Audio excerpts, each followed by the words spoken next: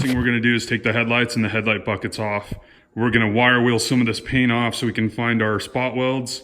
We're gonna use this neat little tool I got. Let's see if it'll focus. This is the spot weld drill bit. What you do is you center pop your spot weld and then you put that little punch in the middle and then you drill it and it drills the spot weld completely out. So you can take the pieces apart. That way, if down the road you decide you want to put it back on, you can put a piece of copper on the back and plug weld that hole and it'll be just as good as it was from the factory. But anyway, so let's get going.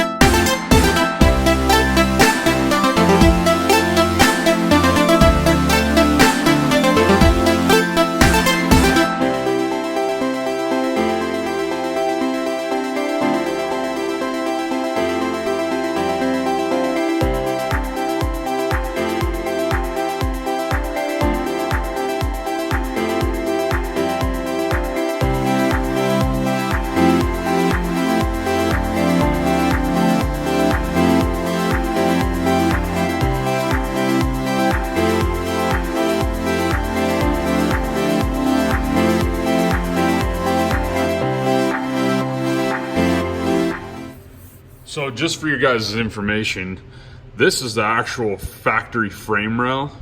It came out, kind of tapered down, and then it stopped right here at the front of the car. And there was another cross member that went along the front. And it had two, I think they call them radius rods, but I'm not sure. I call them traction bars. But anyway, they go from the front cross member to the control arm. If you notice in my other videos, the control arm had a giant hole, the factory one.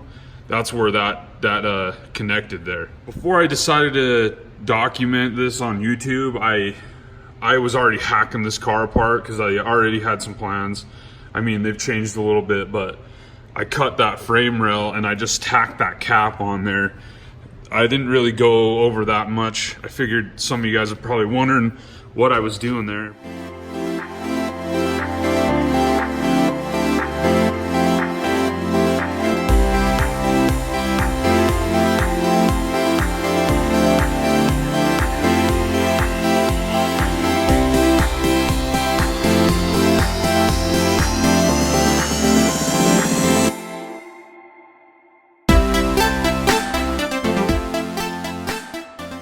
Okay, now that we got all this stuff cut out, you can see I kind of cut some more stuff off camera. Also, me and Ben put the front back on. So what's gonna happen here is there's gonna be a piece of pipe that goes, basically all it'll support is the headlights up from here to here, and the rest is gonna support the suspension, but it's gonna go through the firewall. You can see I already drilled the hole. I about ripped my finger off doing that. And the A-pillar bar of the roll cage will go along here, and see that hole? You can already see over here.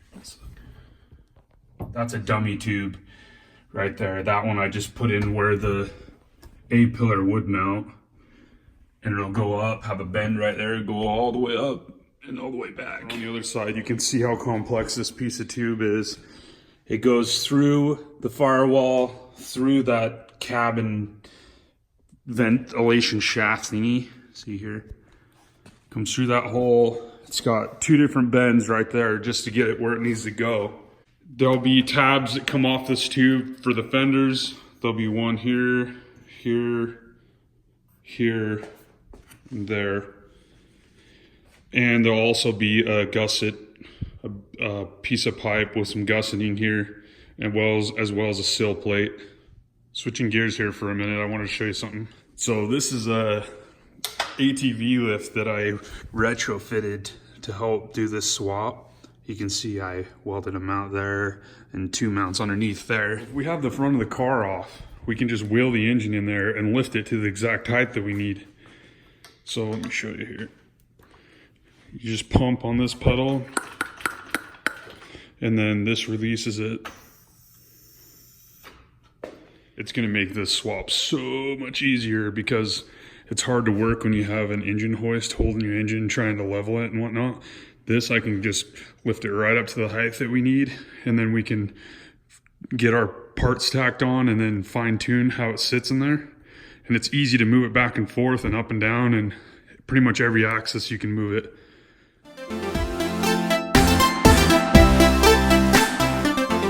So there's this week's update. Sorry guys, I haven't been out here working as much as I'd like. Next weekend I have a long weekend, so I'm gonna get some stuff done. We're gonna have some baller content next weekend. Underneath the fender should be done. The engine cradle, we'll start fabricating that. We'll start working on the traction bars. There's a good possibility this could be sitting on its own weight next weekend. I'm not sure, but I'll try my best. And then we can get that engine in there. We can start working on the roll cage and the wiring. I got some good ideas for some other things too, but I don't want to get going on them yet. I just want to get this engine hung in here first. But thanks for watching, guys. I do appreciate your positive feedback, and we'll catch you next weekend.